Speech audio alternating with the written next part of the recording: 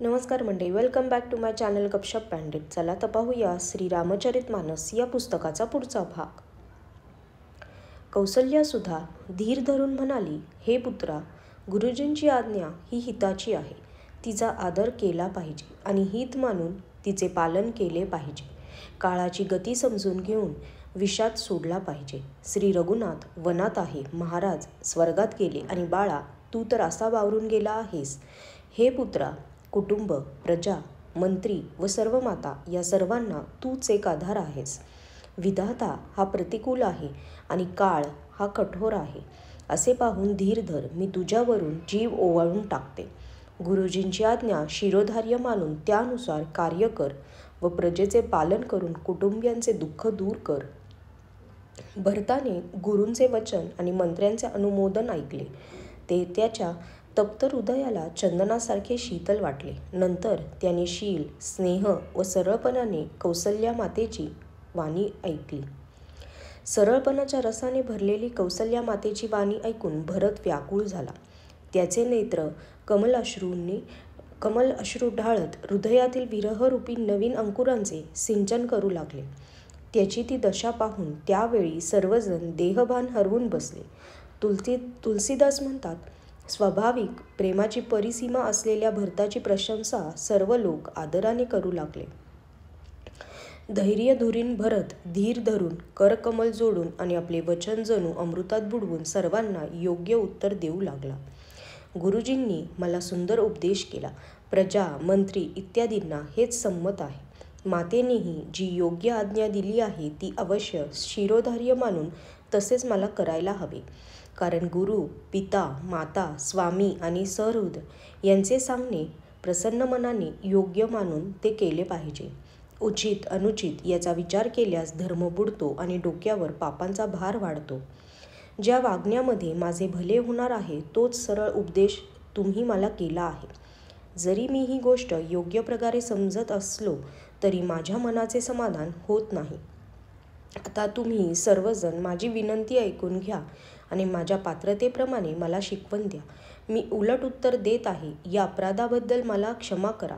सज्जन लोक दुःखी मनुष्याच्या दोष गुणांचा विचार करीत नाहीत. वडील स्वर्गाला गेले आहेत, श्री सीताराम वनात आहेत आणि तुम्ही मला राज्य करण्यासाठी सांगत आहात. यामध्ये तुम्ही माझे कल्याण समजता की आपले एखादे मोठे कार्य होण्याची आशा करता? माझे कल्याण हे तर सीतापती श्रीरामांच्या सेवेमध्ये आहे. ते माझ्या मातेने दुष्टपणाने हिरावून घेतले.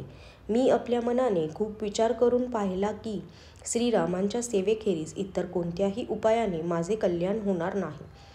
ज्याप्रमाणे वस्त्रांविना दागिन्यांचे ओझे व्यर्थ आहे, वैराग्यविना ब्रह्मविचार व्यर्थ आहे, त्याप्रमाणे हे शोकाचा समूह असलेले राज्य श्री रामचंद्र आणि सीता यांच्या चरणांच्या दर्शनाविना व्यर्थ होय.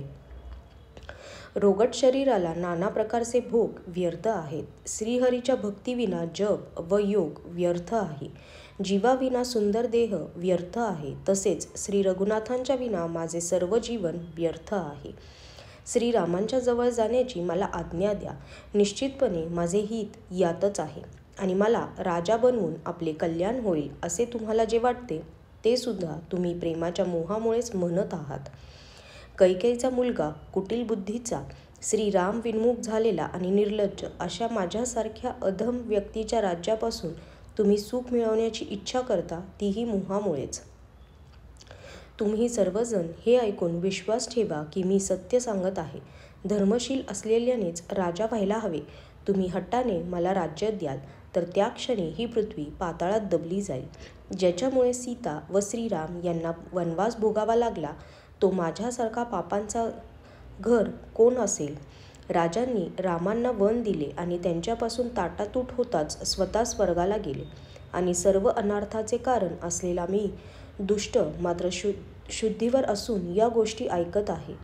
श्री रघुनाथांच्या विना हा प्रसाद पाहूनही आणि जगाचा उपहास सहन करीतही माझे हे प्राण अजून उरले आहेत.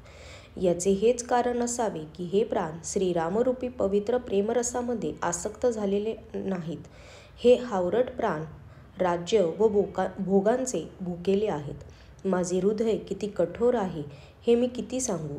त्याने वज्रालाही कठोरपणात लाजवून मोठेपणा मिळवला आहे. कारणापेक्षा कार्य हे कठीण असते, यात माझा दोष नाही. हाडापेक्षा त्यापासून बनलेले वज्र व दगडापेक्षा लोखंड हे भयानक व कठोर असते. कैकेयीपासून उत्पन्न झालेल्या देहाविषयी प्रेम बाळगणारे माझे हे पामर प्राण पूर्णपणे दुर्दैवी आहेत. प्रिय श्रीरामांच्या वियोगामध्येही ज्या अर्थी मला माझे प्राण प्रिय वाटत आहेत, त्या अर्थी यापुढेही मला आणखी बरेच काही पाहत व ऐकत राहावे लागणार. लक्ष्मण, श्रीराम व सीता यांना तर वन दिले, पतीला स्वर्गाला पाठवून त्याचे कल्याण केले, स्वतः वैधव्य आणि अपकीर्ती पत्करली, प्रजेला शोक आणि त्रास दिला आणि मला सुख, सुंदर कीर्ती आणि उत्तम राज्य दिले. कैकेयीने सर्वांचे काम पूर्ण केले. यापेक्षा चांगले आता माझ्यासाठी आणखी काय असणार. त्यावरही तुम्ही सर्व लोक मला राजतिलक करायचा असे म्हणता. या जगात कैकेयीच्या पोटी जन्म घेतल्यामुळे मला आता काहीही अनुचित नाही. माझे सर्व कार्य विधात्याने पूर्ण करून टाकले आहे. मग प्रजा व तुम्ही पंचलोक मला मदत का करीत आहात. ज्याला पिशाच्याने झपाटले आहे, त्यात जो वायुरोगाने पछाडला आहे, त्यातच ज्याला विंचवाने दंश केला आणि वरून जर मद्य पाजले, तर हा कसला उपाय म्हणायचा. आजच्यासाठी धन्यवाद.